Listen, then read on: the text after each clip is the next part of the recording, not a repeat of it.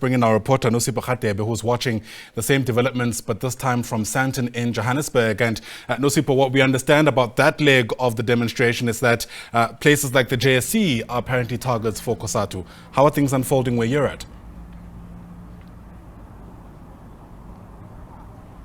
That's right, Ayanda. Greetings to you as well as the viewers there at home. We are here, as you mentioned, stationed here at George Lear Park in Sandton. And we're going to head on over to the Johannesburg Stock Exchange, not very far from here, around about 3 kilometers. But in terms of workers coming to this march, they're trickling in. We've seen Fedusa come in. Sakau is obviously also supporting this march.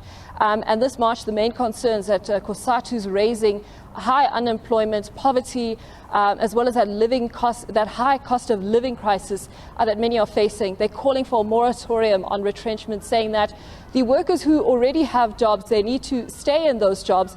As we see, as they say, 11.5 million people are in need of jobs. So retrenchment is not the way to go. Calling for businesses to think of other options and use retrenchments as a last measure when the business is facing liquidation or business rescue. But to talk to us more about this march today, I'm joined by COSATU National Spokesperson Zanele Sabela.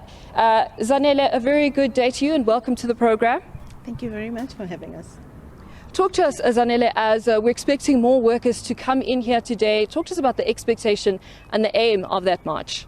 Okay, we're expecting more workers to come and join this. It's a national march. So there are different things happening at all these provinces. And from here, we are going to walk over to the JSE. We'll hand over memorandums to BUSA, which is Business Use Unity South Africa. We'll also Discovery. Discovery, you'll know that as part of the medical aid sector, they are opposed to the NHI. Also, the Reserve Bank will come and accept the memorandum. Treasury and the Department of Employment and Labour. Probably, that, just like you said, 11.3 million people need jobs in this country. Retrenchments, however, keep coming up. Siriti being the latest with 1,100 jobs. Pick and Pay, Sakau, one of our affiliates, is talking to Pick and Pay about cutting 12,000 jobs. A lot of jobs.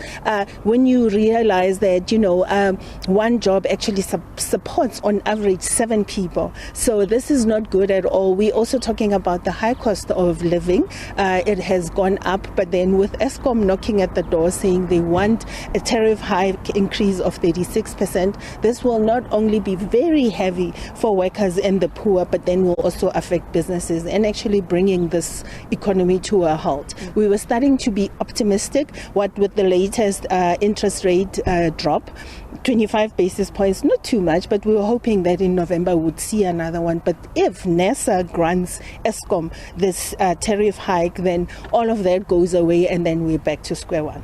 You also you also raised the issue of austerity, saying that government should not be using that, as we see the South African Post Office engaged in retrenchments. Talk to us about that, especially with SATU also expected to join the strike. With SATU expected to join the strike, isn't it ironic that this weekend we were celebrating World Teachers Day and, honoring teachers and saying they are great people in the society, we need them. But then at the same time, there is measures to cut the basic education budget, which will leave in the Western Cape, they've already spoken about 2,400 jobs. In Gauteng, they said, no, we won't cut jobs, but we might cut the feeding scheme or scholar transport, which quite frankly are both critical, and we don't want that to see that happen. So that is austerity measures. Government needs to loosen up that, like the belt.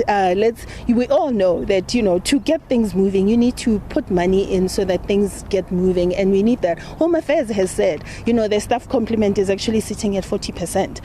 And this is, do we wonder why Home Affairs does so badly? And then just finally, then talk to us about the impact you want this strike to have. NADLAC is one of the ways that you could have raised your grievances, but talk to us about your expectations. COSATU is a very critical part of NADLAC. We're very active within NADLAC, and you'll know that the latest thing that we achieved there was the 2-pot system. It was taken through, COSATU proposed it, in 2020 via Parliament, but then through Network we worked on it until the 1st of September when workers were able to withdraw a portion of their savings, of their retirement savings. But then that's the thing. All these issues that we're raising today, you can't all of a sudden say on one day, all these issues at NEDLAC. So that's why we wanted to raise, so that all these forums get to look at every one of these issues that we're raising and actually work on them. Someone was saying, Busa was saying that, you don't change policy by marching, but we need to raise our voices, so that, because policy is a political choice. And so this is what we are raising, these issues, so that they are put on their agenda and they're prioritized. And then going forward, we can then go into these different forums and discuss them. All right, thank you so much, Zanele, for your time. Ayanda, as you heard it from COSATU's national spokesperson, Zanele Sabela, talking about the aim of this march today, the expectation that they have. But we know that all workers have been asked to join this march. It's not just South Africans. So back to you. It's not just COSATU affiliates. Back to you in studio. All right, fair enough. Nosipho Khatebe, live to us there from Sandton. Thanks very much indeed. And as you can see, we're watching the story from a number of vantage points. This nationwide strike, as COSATU calls it, it's meant to culminate, I imagine, with some kind of address from the leaders of the federation itself. And as soon as they say anything, catch those sentiments here on the SABC News channel.